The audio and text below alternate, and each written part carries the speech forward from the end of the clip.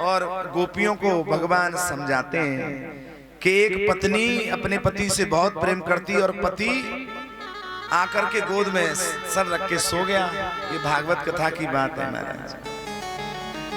तो उसका एक घुटने पर बालक था, एक घुटने पर पति का सर।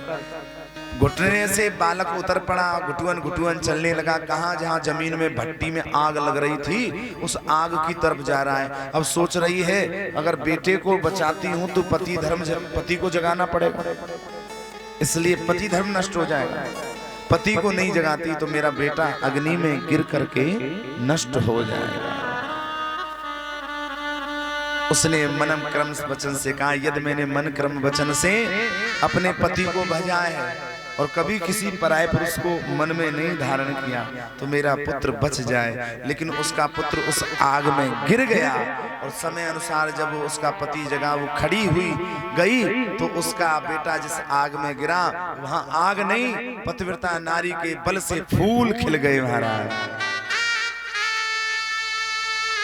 ये भागवत की कथा आती है महाराज, पतिव्रता नारी की। इसलिए ध्यान रखें, कलयुग चल रहा है। कुछ लोग अपने आप फिसल जाते हैं, कुछ लोगों को फिसलाया जाता है। इसलिए पुरुष को एक ही स्त्री धारण करनी चाहिए, धर्मपत्नी, और एक स्त्री को एक पति ही धारण करना चाहिए। किसी के रंग रूप के झांसे में कभी कोई ना आए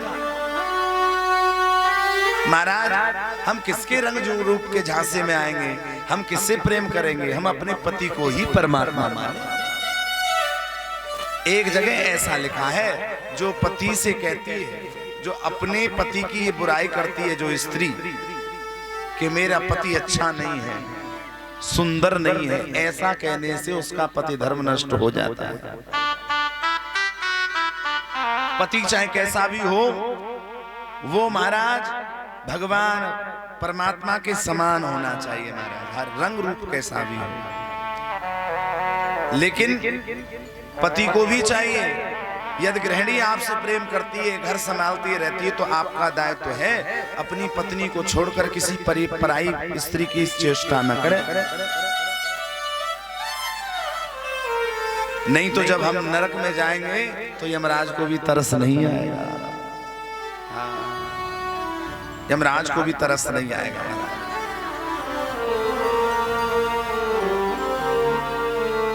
अब आप ये कह रहे हैं, हम उन्हीं पति और पत्नी की बात करते हैं व्यासपीठ से जो सर्वथा श्रेष्ठ है महाराज। हम उनकी कतई बात नहीं करते हैं महाराज, जिनके आचरण गलत है। आप मन में सोचो, अरे महाराज जी कह रहे ऐसे सबकी सेवा करो, कितना भी गलत हो सेवा करो, जितनी हो सके करो। लेकिन पत्नी और पति को दोनों को सोचना चाहिए, दोनों के आचरण अच्छे होने चाहिए महाराज। तीनों लोगों पर शंखचूड़ ने महाराज राज्य कर दिया। भगवान गोलोक धाम में कृष्ण भगवान के पास सब लोग गए, बोले प्रभु कुछ कृपा करो, शंखचूड़ अगर यदि नहीं मरेगा वो तो बड़ा बलवान हो गया है। कृष्ण कहने उसकी पत्नी तुलसी है, और जिसकी पत्नी तुलसी हो, सत्य प्रतिज्ञा वाली हो, उसको कोई मारने वाला नहीं। भगवान शंकर से कहा आप ही उसे मारने में सहायक बनेंगे। कब? जब मैं उसका पति धर्म नष्ट करूंगा तब। भगवान कृष्ण ने एक अद्भुत त्रिशूल भगवान शंकर को थमाया, इससे ही उसका वध होगा महाराज। बहुत घनघोर युद्ध हो गया देवों में और शंखचूड़ की सेना में, खूब घनघोर युद्ध हुआ है महाराज।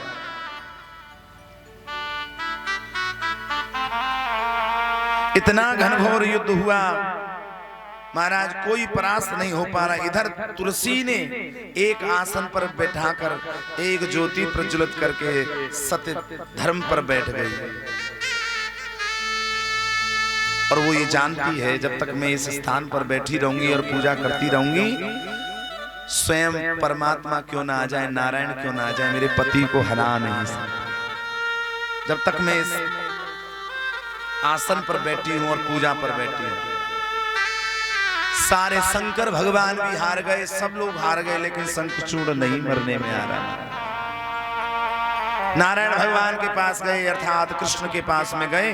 कृष्ण भगवान ने कहा तब तक नहीं, जब तक उसका वो अब सती धर्म से नहीं हटेगी, नहीं टिकेगी, तब तक शंखचूड़ मरने वाला नहीं, बिल्कुल नहीं मरने वाला।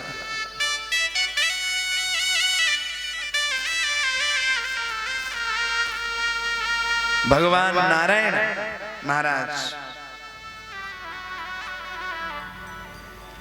भगवान नारायण गए, शंखचूड़ पर कवच कुंडल थे महाराज, जैसे कर्ण पे थे। जब तक कवच कुंडल थे उसको कोई कुछ बिगाड़ नहीं सकता था। इधर युद्ध के उपरांत मध्य में भगवान ब्राह्मण का वेश धारण करके और उससे कवच कुंडल मांगने के लिए आगे महाराज।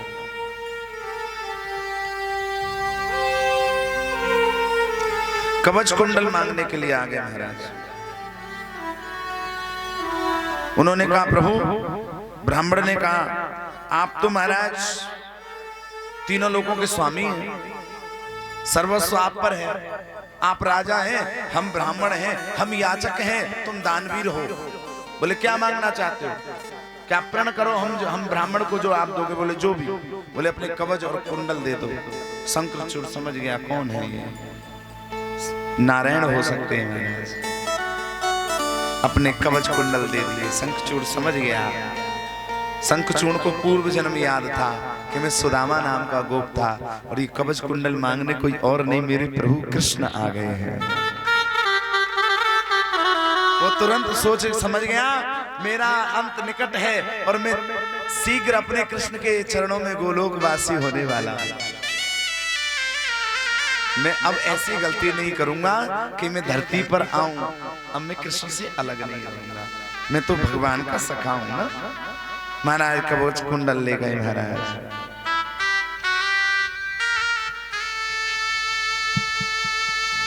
और महाराज जब कवच कुंडल ले गए, इधर भगवान नारायण उन कवच कुंडलों को पहन करके महाराज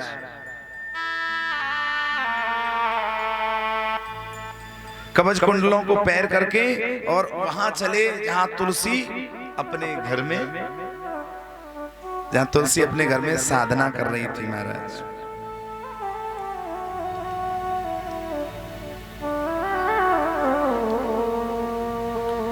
और जब वहां साधना कर रही वहां पहुंचे और वहां पहुंच करके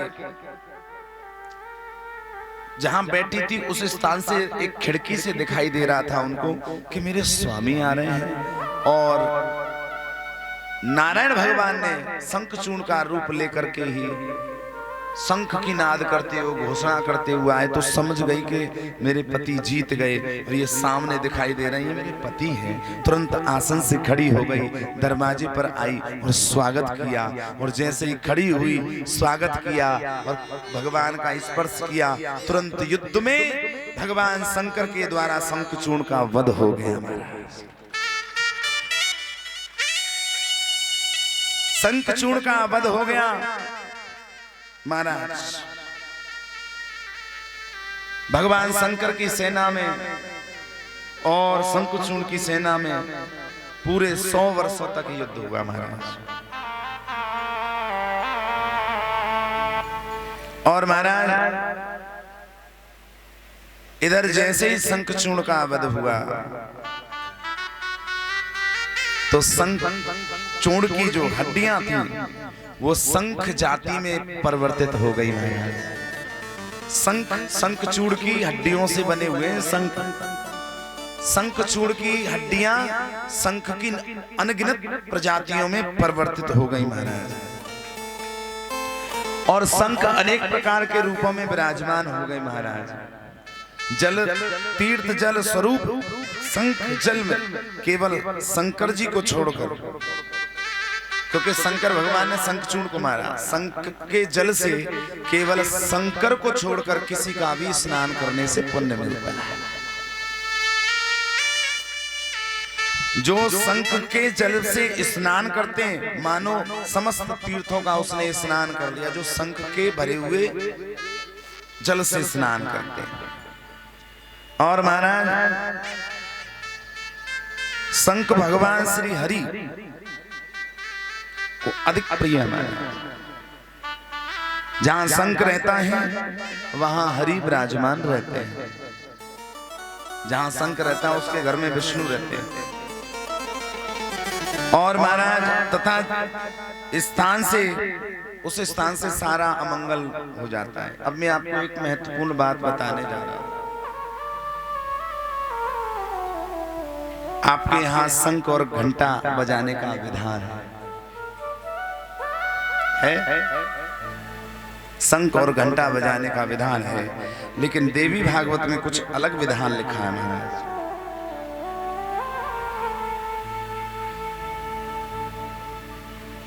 तत्रैव वसदे लक्ष्मी दूरीभूतमं स्त्रीणां च शंखध्वनि शूद्राणां च विशेषतः। मैं आपको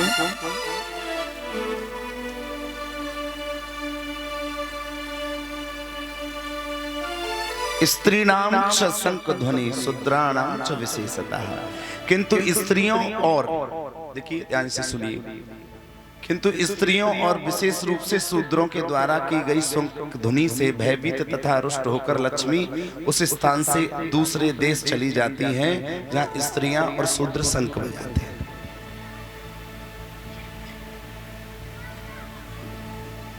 समझ में आ रही है बात?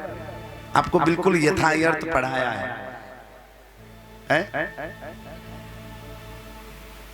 स्त्रियों और विशेष रूप से शूद्रों के द्वारा शंख ध्वनि से भयभीत तथा रुष्ट होकर लक्ष्मी उस स्थान को त्याग कर दूसरे देश पर चली जाती है।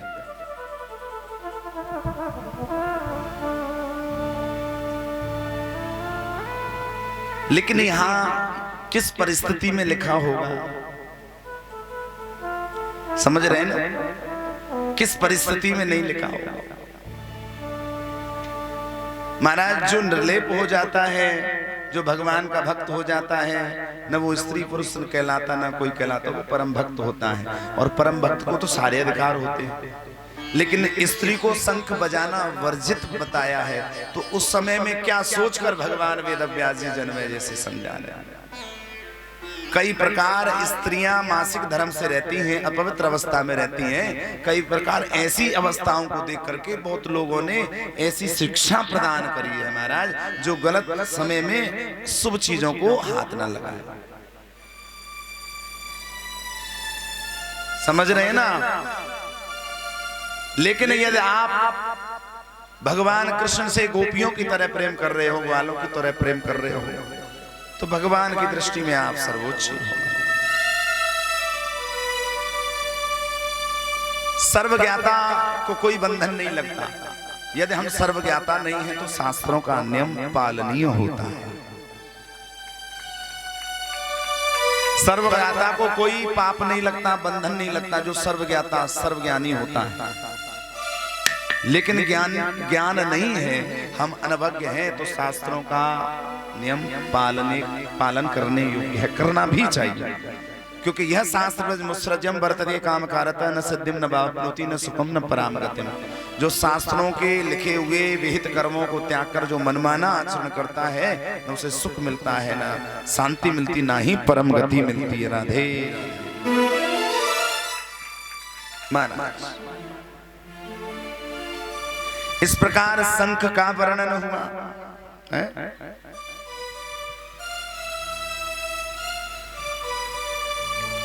इधर महाराज भगवान ने तुलसी का पतित धर्म नष्ट कर दिया, और जैसे ही तुलसी के नजदीक आए, निकट आए, तुलसी ने स्पर्श किया, भगवान का समझ गई, तुम कौन हो बताओ, हैं? तुम कौन हो?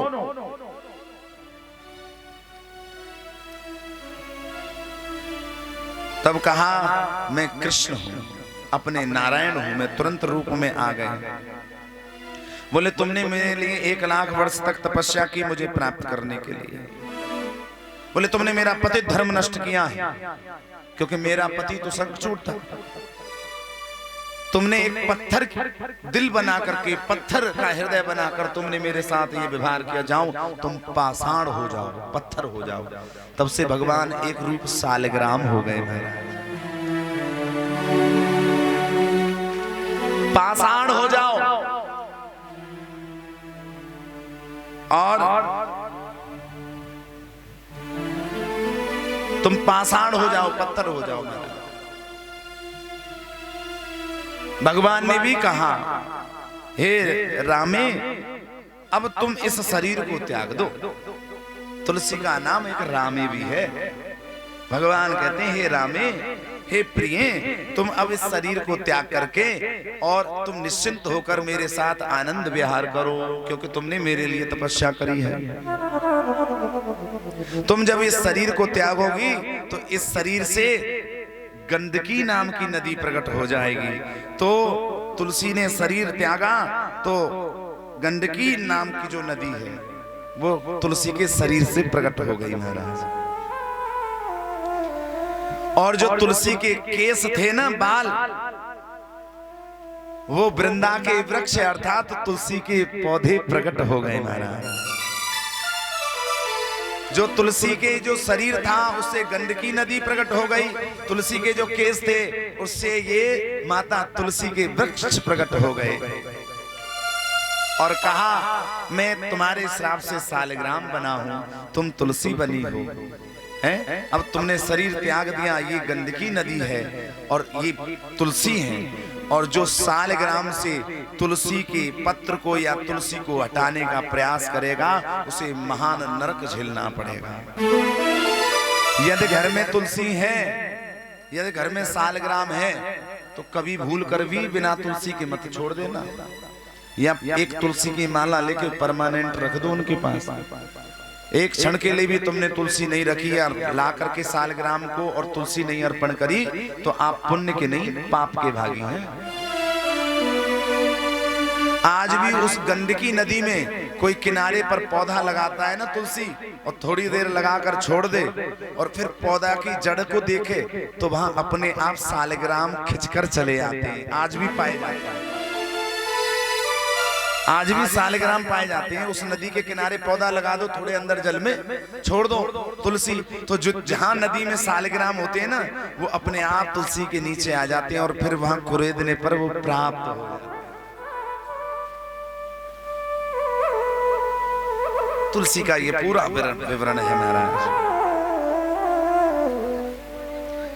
महाराज तुलसी माता गोलोक को प्राप्त कराने में सहायक होती है। हाँ, तुलसी वृक्ष की मूलों के सानिध्य में पुण्यात्मा स्थानों में तीर्थों का पुण्य अधिष्ठान होता है। अर्थात तुलसी के नीचे सभी तीर्थ होते हैं। तुलसी के नीचे जिसने दीपक जला लिया सुबह शाम, उसने सारे तीर्थों की पूजा कर ली। इसलिए आज से प्रारंभ कर देना, घर में तुलसी है तो सुबह शाम घी का दीपक जलाएं, घी न हो तो तिल के तेल का जलाएं। तुलसी पत्र के जल से जो व्यक्ति स्नान करता है, महाराज स्नान करता है, वो सभी तीर्थों का स्नान उसने कर लिया महाराज, और वो सभी यज्ञों में दीक्षित हो जाता है। एक बात बताएं, ये जो तुलसी है ना, कंठी जो माला पहनते हैं, इनका नियम है तुलसी की माला का, क्योंकि ये शौच इत्यादि में, सूतक में, घर में कोई मर जाए या हम शौच इत्यादि क्रिया करने जा रहे हैं तो उतार के रखनी चाहिए, चाहे वो रुद्राक्ष हो चाहे हो, तुरंत उतारना चाहिए,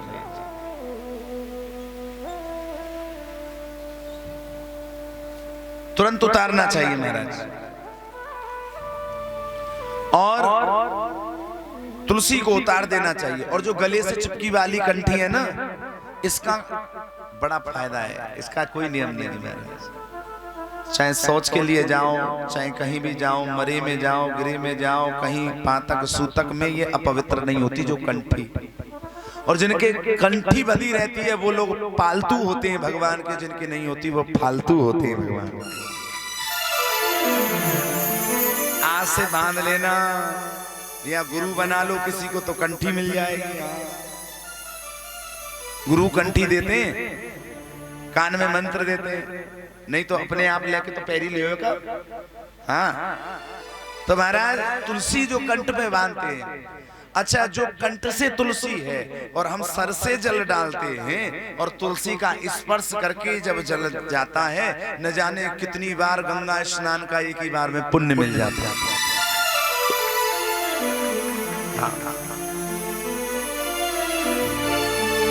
और तुलसी माता को, तुलसी के पत्र को कभी दांतों से चबाना नहीं चाहिए महाराज।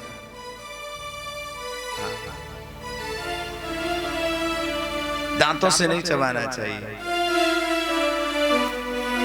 महाराज। ये जो आगे के दांत हैं ना, इनसे बिल्कुल भी नहीं तुलसी तोड़नी चाहिए। इनसे तो रोटी भी तोड़ना पाप है। जो दांतों से काट करके रोटी खाते हैं, उनके घर में लक्ष्मी नहीं टिकती है। जो दांतों से तोड़ के खाते हैं, भली भांति टूक तोड़ करके अन्न का सम्मान करके अंदर मुंह में रखे। जो आगे के दांतों से काटते हैं, उनके घर में लक्ष्मी नहीं, अन्नपूर्णा माता रुष्ट हो जाती है, अन्न की कमी आ जाती है। समझ रहे? तुलसी पत्र के और नियम है। हजारों अमृत कलशों में से भगवान श्री हरि को संतुष्ट होती है तुलसी। जो फल 10,000 गायों का दान करने से होता है, वही फल कार्तिक मास में तुलसी के पत्र के दान से प्राप्त हो जाता है। 10,000 गायों को दान करने से जो पुण्य मिलता है, वो कार्तिक मास में तुलसी पत्र दान करने से मिल जाता है।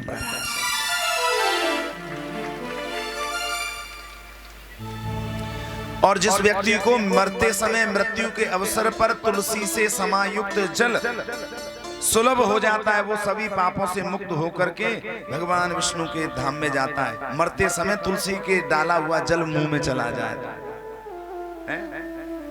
और जिस व्यक्ति को मृत्यु के अवसर पर तुलसी पत्र का जल मिल जाए, उससे ज्यादा सौभाग्यशाली कोई नहीं महाराज।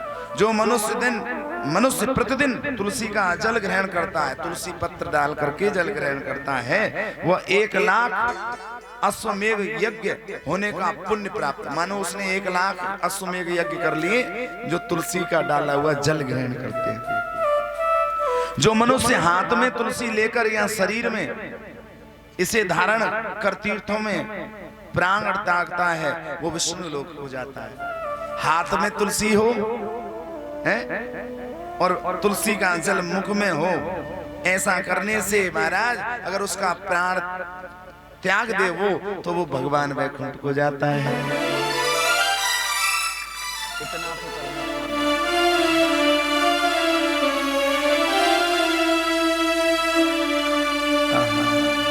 इतना तो कर